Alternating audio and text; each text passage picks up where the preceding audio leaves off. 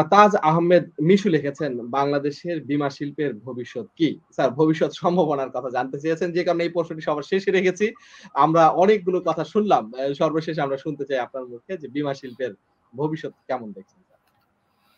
আমি একটু মানে যিনি প্রশ্ন করেছেন তাকেই জিজ্ঞাসা করতে চাই।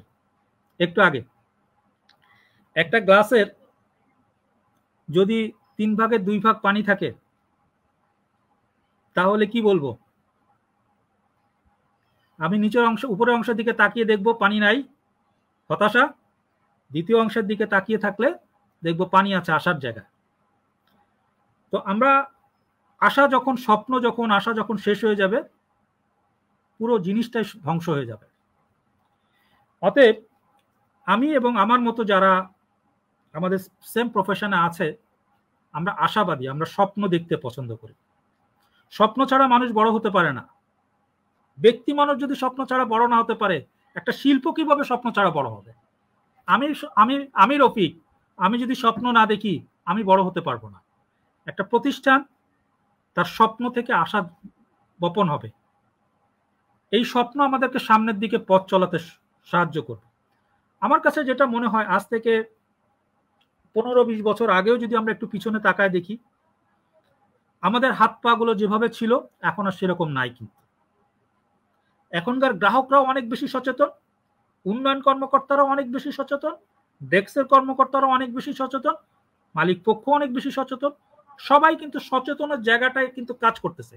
এবং সর্বোপরি আমাদের যে রেগুলেটরি বডি, আপনি আপনি যদি দেখি আমরা যে বীমা আইন 2010-এর আন্ডারে যতগুলা প্রবিধান করার কথা ছিল, আপনি 5 বছর আগে কয়টা প্রবিধান ছিল?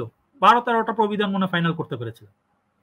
এই কয়েক বছরের দিকে তাকায় দেখেন কতগুলা প্রবিধান ফাইনাল হয়ে গেল। কেন হচ্ছে?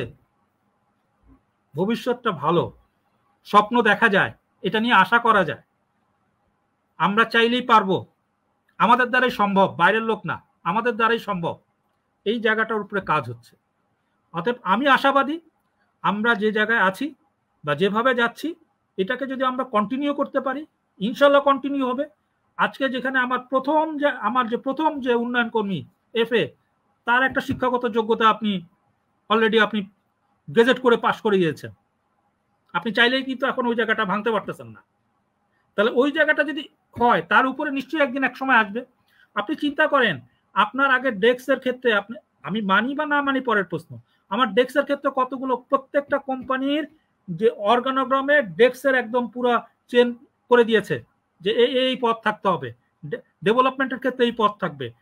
আজ থেকে 3 বছর 4 বছর আগে কি আমরা এগুলো চিন্তা করতে পারতাম? ইভেন দো এখন সার্ভিস টুলটা সেভ করার জন্য কাজ হচ্ছে।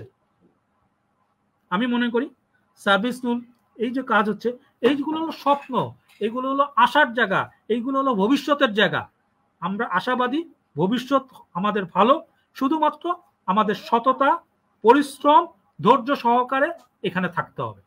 পার্ট টাইম কোনো কিছু থাকবে না। আমি হাফ ডান কোনো কিছু নাই, করবো কি করবো না, হবে কি হবে না, এরকম করলে কিন্তু ওই লোকগুলা, ইন্ডাস্ট্রির ক্ষতি হবে না, ওই লোকগুলো ঝরে যাবে। ইন্ডাস্ট্রি কিন্তু তার জায়গায় ঠিকই যাবে, তার গোলে কিন্তু ঠিকই যাবে, আগাবে, কিন্তু ওই লোকগুলো ঝরে যাবে। আমাদের তার জন্য আমাদেরকে স্বপ্ন দেখতে হবে, আস্থা রাখতে হবে, সততা দিতে হবে, পরিশ্রম দিতে হবে, শিক্ষাগত যোগ্যতা বাড়াতে হবে, দক্ষতা বাড়াতে হবে, সেবার মান বাড়াতে হবে।